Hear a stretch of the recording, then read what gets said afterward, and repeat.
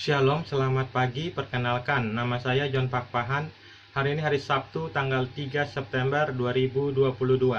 Pada pagi hari ini saya akan bicara dengan tema utusan yang ketiga. Saya ulangi, pada pagi hari ini saya akan bicara dengan tema utusan yang ketiga. Mari kita mulai.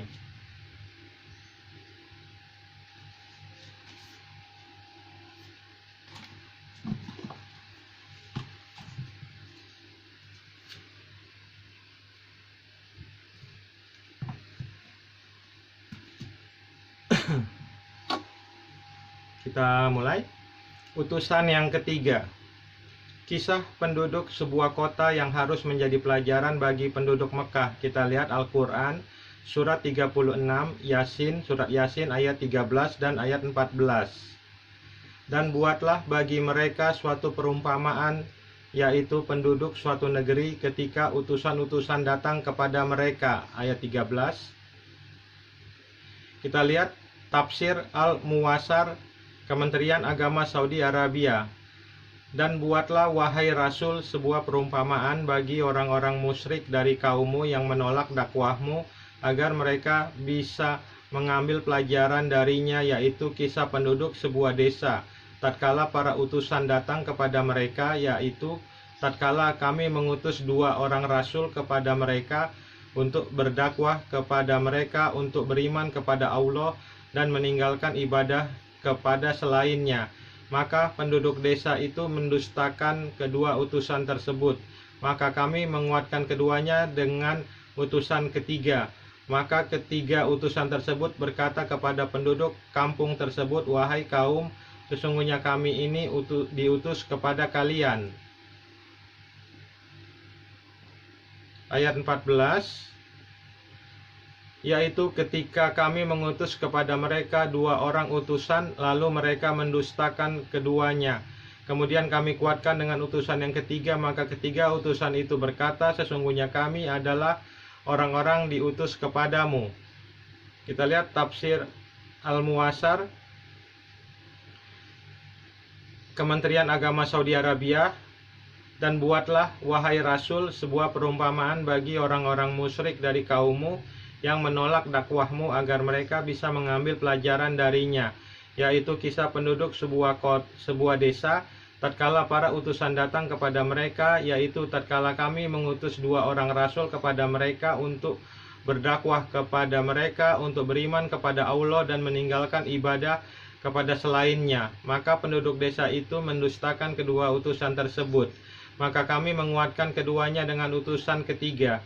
Maka ketiga utusan tersebut berkata kepada penduduk kampung tersebut, wahai kaum, sesungguhnya kami ini diutus kepada kalian.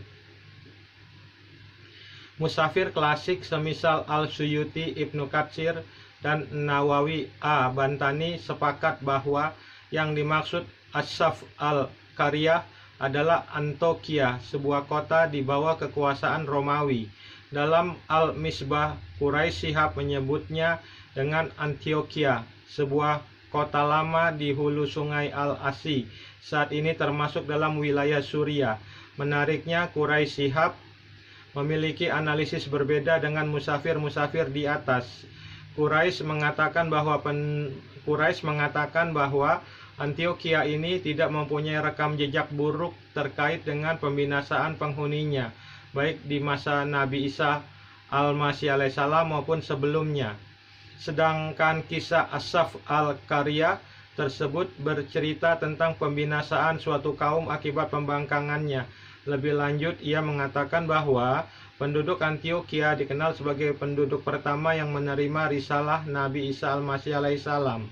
Terlepas dari perbedaan pendapat tersebut, pengisahan tentang As-Saf al-Qaryah dalam tafsir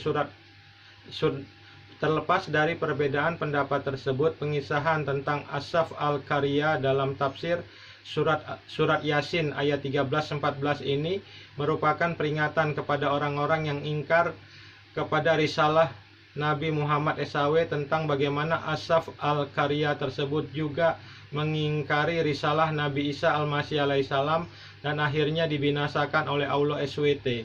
Tentunya kejadian ini diharapkan tidak terulang kembali dengan cara mengambil hikmah atas kisah tersebut. Terkait dengan siapakah utusan yang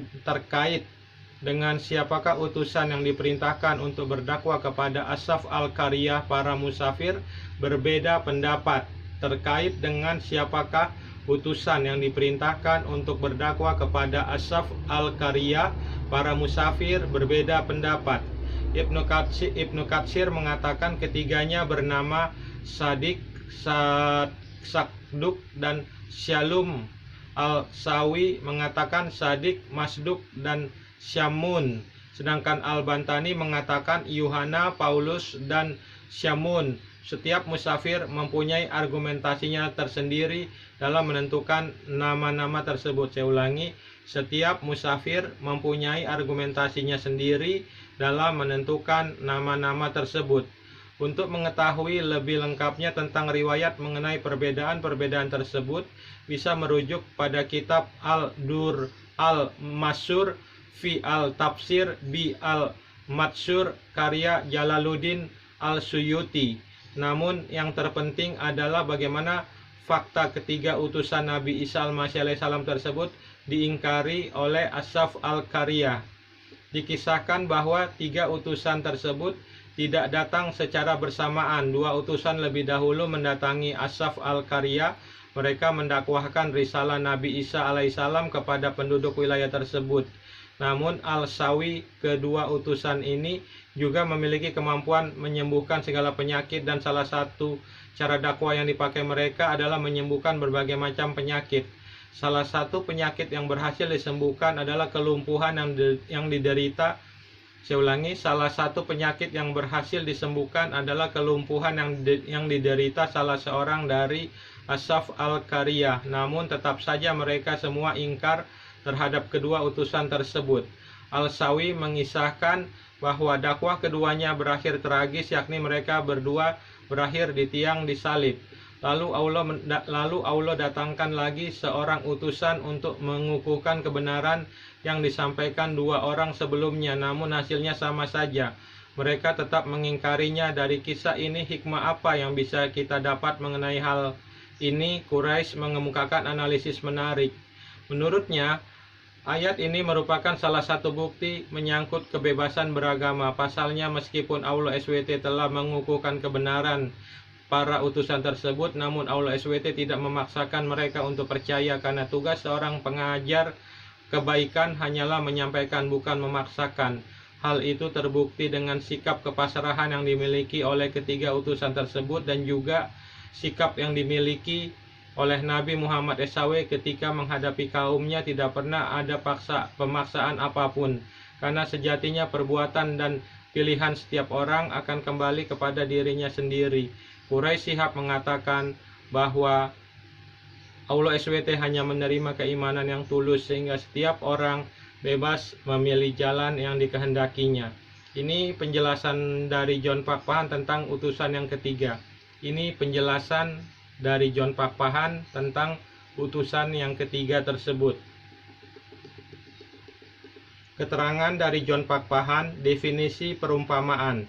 3 arti perumpamaan di Kamus Besar Bahasa Indonesia KBBI. Perumpamaan memiliki 3 arti. Perumpamaan berasal dari kata dasar umpama.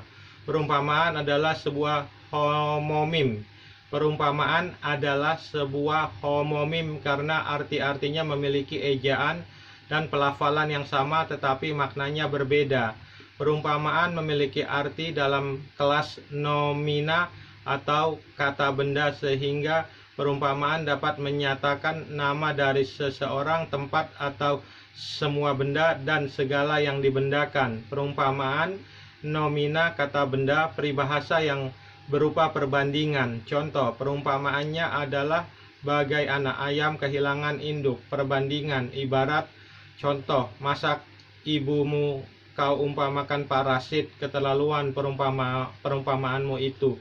Kesimpulan, menurut Kamus Besar Bahasa Indonesia KBBI, arti kata perumpamaan adalah peribahasa yang berupa perbandingan. Saya ulangi sekali lagi.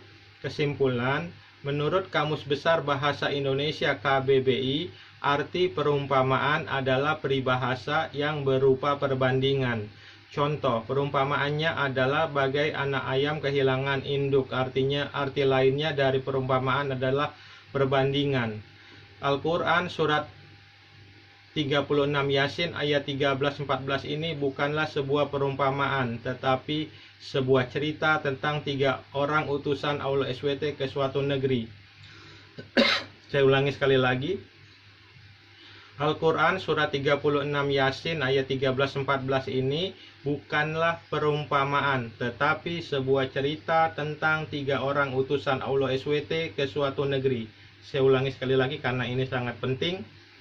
Al-Quran surat 36 Yasin ayat 13-14 ini bukanlah sebuah perumpamaan, tetapi sebuah cerita tentang 3 orang utusan Allah SWT ke suatu negeri. Hal ini menjadi bukti nyata kebodohan Allah SWT, Muhammad SAW, dan Al-Quran yang tidak bisa membedakan antara perumpamaan dengan kisah cerita nyata, karena perumpamaan itu adalah ibarat atau perbandingan. Saya ulangi sekali lagi, hal ini menjadi bukti nyata kebodohan Allah SWT, Muhammad SAW, dan Al-Quran yang tidak bisa membedakan antara perumpamaan dengan kisah cerita nyata, karena perumpamaan itu adalah ibarat atau perbandingan. Al-Quran surat 36 Yasin ayat 13-14 ini juga menjadi bukti nyata bahwa Allah SWT tidak maha tahu, karena tidak bisa menyebutkan dengan pasti nama-nama ketiga orang utusan itu, dan juga tidak bisa menyebutkan dengan pasti nama negeri tempat ketiga utusan itu diutus. Bahkan ulama-ulama Islam pun berbeda pendapat tentang nama-nama ketiga orang utusan tersebut. Saya ulangi sekali lagi karena ini sangat penting. Al-Quran surat 36 Yasin ayat 13-14 ini juga menjadi bukti nyata bahwa Allah SWT tidak maha tahu, karena tidak bisa menyebutkan dengan pasti nama-nama ketiga orang utusan itu, dan juga tidak bisa menyebutkan dengan pasti nama negeri tempat ketiga utusan itu diutus. Bahkan ulama-ulama Islam pun berbeda pendapat tentang nama-nama ketiga orang utusan itu. Terima kasih. Shalom. Tuhan Yesus Kristus memberkati.